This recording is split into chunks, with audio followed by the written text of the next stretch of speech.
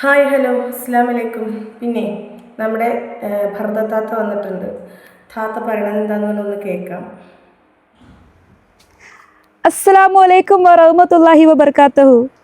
വലൈക്കും അസ്സലാം വറഹ്മത്തുള്ളാഹി വബർക്കാത്തുഹു. അസ്സലാമു അലൈക്കും. വലൈക്കും അസ്സലാം. സലാം. സലാം.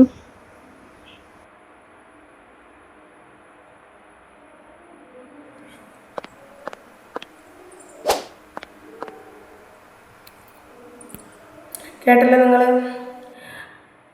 പണ്ടൊക്കെ അസ്സലാമു അലൈക്കും റഹ്മത്തുള്ളാഹി വബറകാത്തു എന്നാണെന്നുണ്ടെങ്കിൽ പിന്നീട് അസ്സലാമു അലൈക്കും പിന്നെ സലാം പിന്നെ കൈകൊണ്ടായി എന്നാണ് പറയണത്. അങ്ങനെയാണോ നിങ്ങൾ? അസ്സലാമു അലൈക്കും എന്നാൽ നിങ്ങൾക്ക് സമാധാനം ഉണ്ടാകട്ടെ എന്ന് പറയുമ്പോൾ തിരിച്ച് സലാം പറയുന്നത് നിങ്ങൾക്കും സമാധാനം ഉണ്ടാകട്ടെ അല്ലേ? അസ്സലാമു അലൈക്കും. ആ സലാം പറയുന്നതിൽ പോലും ആളുകൾ പിശുക്ക് കാണിച്ചു തുടങ്ങി എന്നുള്ളതാണ് ഇപ്പോൾ ഈ താത്ത പറയുന്നത്. അങ്ങനെയാണോ?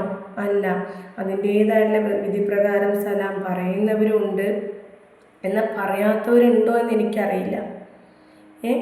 എന്താണ് ഇവരൊക്കെ തന്നെയല്ലേ ഈ ഇസ്ലാമിനെ കുറച്ച് കാണിക്കുന്നത് അല്ലേ? മോശപ്പെടുത്തല്ലേ ഇപ്പം ഇതൊക്കെ? സ്വന്തം മതത്തെ തന്നെ മോശപ്പെടുത്തല്ലേ ചെയ്യുന്നത്, ഇങ്ങനെ കാണിക്കണത്.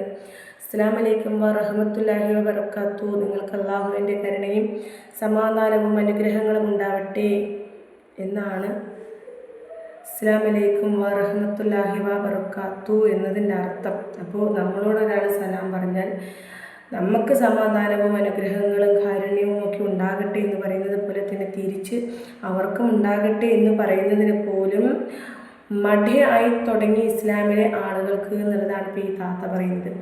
ഈ താത്ത ഒരുപാട് വീഡിയോസുകളിൽ പറയുന്നുണ്ട്, ഞാൻ മേക്കപ്പ് ഒഴിവാക്കി, ഞാൻ ലിപ്സ്റ്റിക് ഒഴിവാക്കി, ഞാനിപ്പോൾ എന്താ പറയുക, പഴയ ജീവിതത്തിൽ നിന്നൊക്കെ പുതിയൊരു ജീവിതത്തിലേക്ക് വന്നു, 1 വർഷത്തോളമായി എന്നിൽ ആ മാറ്റം ഉണ്ടായിട്ട് എന്ന് പറയുന്ന ഈ താത്തയുടെ ഒരു ഫോട്ടോസ് ഞാനിവിടെ വെക്കാം. ചുണ്ടിൻ്റെ നിങ്ങൾക്ക് പറയാൻ പറ്റുമോ ഈ ചുണ്ടിൽ ലിപ്സ്റ്റിക് ഇട്ടിട്ടില്ല എന്നുള്ളത്? നിങ്ങൾക്ക് പറയാൻ പറ്റുമോ ഈ ചുണ്ടിൽ ലിപ്സ്റ്റിക് ഇട്ടിട്ടില്ല, ലിപ് ലൈനർ കൊണ്ട് ചുണ്ട് ഷേപ്പാക്കിയിട്ടില്ല എന്നുള്ളത് നിങ്ങൾക്ക് പറയാൻ പറ്റുമോ? അപ്പോൾ ആരെ ബോധിപ്പിക്കാനാണ് ഇവരൊക്കെ ചെയ്യുന്നത്? പർദ്ദയിട്ടിട്ട് നിക്കാബ് ഇട്ടിട്ട് ഡാൻസ് കളിക്കാൻ പാടില്ല. ഈ താത്താക്ക് നിക്കാബ് ഇട്ടിട്ട് എവിടെ വരാം? വീഡിയോസിൽ വരാം, വീഡിയോ ചെയ്യാം, കുഴപ്പമില്ല. ആരെ ബോധിപ്പിക്കാനാണ് നമ്മൾ നന്നാവേണ്ടത്? അതേപോലെ ഞാൻ പർദ്ദ മാറ്റില്ല. ഇവരുടെ പർദ്ദയുടെ മോഡലുകൾ കണ്ടാൽ തന്നെ ഉണ്ടല്ലോ, ഒരുപക്ഷെ നമുക്ക് രാത്രിയൊക്കെ കാണുന്ന ചിലപ്പോൾ പേടി തോന്നും. അപ്പോൾ ഈ താത്ത പറയാതെ നിങ്ങൾ ആ കണ്ണുകൊണ്ട് നോക്കിയിട്ടാണ്, അല്ലെങ്കിൽ നിങ്ങൾ പ്രേതമൂവികൾ നോക്കിയിട്ടാണെന്നുള്ളത് അല്ല. ഇതൊക്കെ എന്ന് പറഞ്ഞിട്ടുണ്ടെങ്കിൽ എന്താ പറയുക, നമുക്ക് നാണം മറക്കണം, അതിൻ്റേതായിട്ടുള്ള രീതിയിലുള്ള ഒരു ഡ്രസ്സ് ധരിക്കണം എന്നേ പറഞ്ഞിട്ടുള്ളൂ അല്ലേ? ഈ പർദ്ദയിൽ പോലും ഡിസൈനുകൾ ഇറങ്ങി, പല ഡിസൈനുകൾ ഇറങ്ങി. ഞാനൊക്കെ പണ്ട് ഉസ്താദുമാരുടെ തൊപ്പി, ഒരു വെള്ളത്തൊപ്പി മാത്രമേ ഞാൻ കണ്ടിട്ടുണ്ടായിരുന്നുള്ളൂ. ഇന്ന് അതിന് പോലും മാറ്റം വന്നു തുടങ്ങി. അപ്പോൾ കുറേയൊക്കെ നമ്മുടെ ഇസ്ലാമിനെ നാണം കെടുത്തുന്നതും ഇസ്ലാമിനെ കരിവാരി തേക്കാൻ മറ്റുള്ളവർക്ക് ഇട്ടുകൊടുക്കുന്നതും ഇസ്ലാമിലെ ആളുകൾ തന്നെയാണ്. ഓക്കെ, ഇപ്പോൾ ഈ ഇത്ത പറയുന്നത്, ഇപ്പോൾ ഇവർ പറയുന്നത്, ഇപ്പോൾ നമ്മുടെ ആരിഫ് ഹുസൈൻ ഇവരേനൊരിക്കൽ വലിച്ചു കീറി.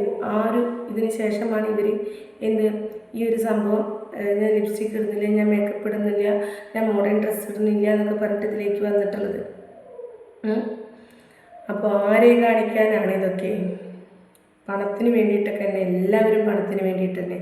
എന്തായാലും ഒരാൾ സലാം പറഞ്ഞിട്ടുണ്ടെങ്കിൽ തിരിച്ച് സലാം പറയാനും, അവർക്ക് എന്താ പറയുക, ചിരിച്ചുകൊണ്ടൊരു സലാം പറയാനൊക്കെ ഇസ്ലാമിലെ ആളുകൾക്ക് അതിനൊക്കെ ഭയങ്കര ഒരു ഇത് തന്നെയാണ്. ഇങ്ങോട്ട് സലാം പറയാം, തിരിച്ച് സലാം പറയാം, ഒരാളെ കണ്ടാൽ സലാം പറയാം. എന്താ പറയുക, ഞാൻ പഠിച്ചിട്ടുള്ളത് നിൽക്കുന്നവൻ ഇരിക്കുന്നവനോട് സലാം പറയണം.